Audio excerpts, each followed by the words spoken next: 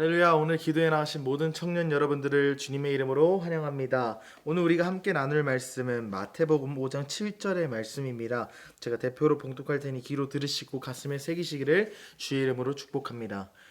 긍휼히 여기는 자는 복이 있나니 그들이 긍휼히 여김을 받을 것임이요.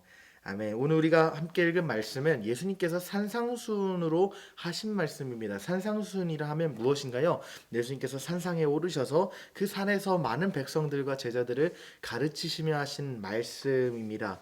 그래서 예수님께서 산상수훈에서 말씀해 특별히 팔복은 천국 백성이 어떻게 살아가야 되는가에 대해서 우리에게 설명해주고 있는데요. 그 중에서 특별히 긍휼히 여기는 자라는 표현은 하나님의 자비를 받고 그 자비를 실천하는 자들이라고 우리가 표현할 수 있습니다. 오늘은 이 하나님의 자비, 즉 하나님의 긍휼하심과 우리가 그 긍휼을 이웃에게 어떻게 실천하며 살아야 되는지에 대해서 함께 나누기 원합니다. 첫 번째로 긍휼은 다시 말해 이 자비는 하나님의 성품이라는 것을 우리가 기억을 해야 합니다.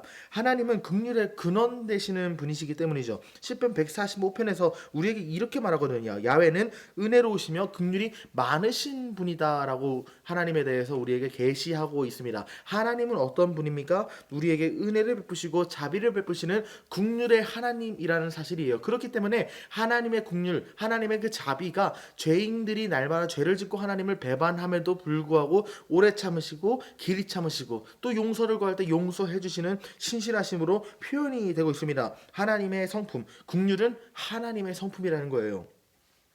하나님의 긍휼은 죄로 인해 멸망할 수밖에 없는 우리를 구원하셨습니다. 그리고 그 구원이 어디서 궁극적으로 펼쳐졌습니까? 제가 지난주에도 늘 강조했지만 하나님의 자비, 하나님의 긍휼이 극적으로 가장 완벽하게 드러난 그 장소 바로 십자가입니다. 그래서 우리가 두 번째로 살펴보기 원하는 것은 예수님이 보여주신 긍휼을 우리가 함께 살펴보기 원합니다. 예수님은 이 땅에 성육신하셔서 한계가 없으신 하나님께서 한계가 있는 이 땅에 스스로 갇히기를 택하셔서 하나님이 인간이 되어 오셨습니다. 그게 바로 예수님인데 예수님은 우리 연약함을 동정하시사 병든 자, 버림받은 자, 죄인들을 긍휼히 여기시고 불쌍히 여기시고 그들을 치료하고 싸매주셨어요. 예수님의 자비와 예수님의 사랑, 예수님의 그 긍휼이 잃어버린 영혼들을 하나님께로 이끄는 구원의 통로가 되었다는 것입니다.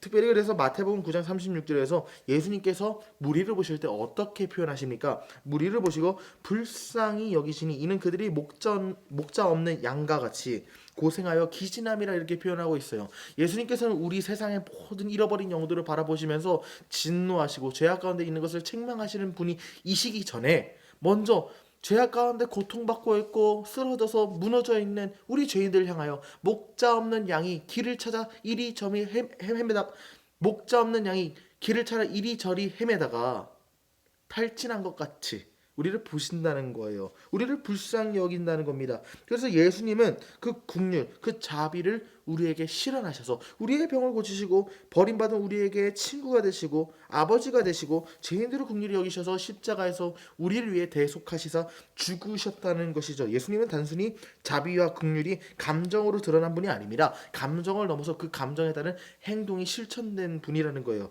그렇다면 우리가 예수님께서 어떻게 긍휼, 그 자비를 이 세상에서 실현하셨는지를 봤는데 우리는 어떻게 살아야 합니까? 예수님과 같이 긍휼을 실천하는 삶을 살아야 합니다. 긍휼은 단순히 감정으로 끝나는 게 아니라 행동으로 나타내는 삶을 살아야 한다는 것이에요. 야고보서 2장 15절에서 16절에 뭐라고 말합니까? 형제나 자매가 헐벗고 일용할 양식이 없을 때 그 형제에게 그 자매에게 옷을 입혀주고 먹을 것을 주라고 말하고 있습니다. 행함이 없으면 무슨 유익이 있겠냐는 말이에요. 우리가 자매와 형제들이 헐벗고 굶주렸을 때 그냥 불쌍해만 하고 동정만 한다면 그것은 정말 자비로운 게 아닙니다. 긍휼의 삶이 아닙니다. 그들을 위해 우리의 삶을 내어주고 그들에게 헌신하는 게 정말로 그들을 긍휼히 여기고 자비가 넘치는 삶이라는 것이죠. 예수님이 하셨던 것처럼요. 우리는 이 긍휼과 자비의 삶의 틀을 통하여서 하나님의 사랑을 세상에 증거해야 됩니다. 여러분, 예수님의 사랑을 기억하고 세상을 향해 자비로운 삶을 사십시오. 그때 당신의 삶을 통하여 하나님의 자비가 온 세상에 흘러갈 것입니다.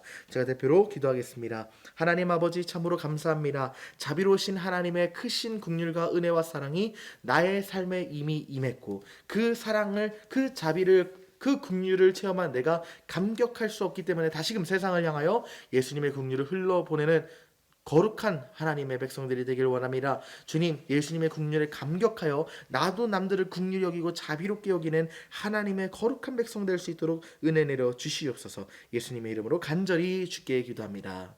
아멘.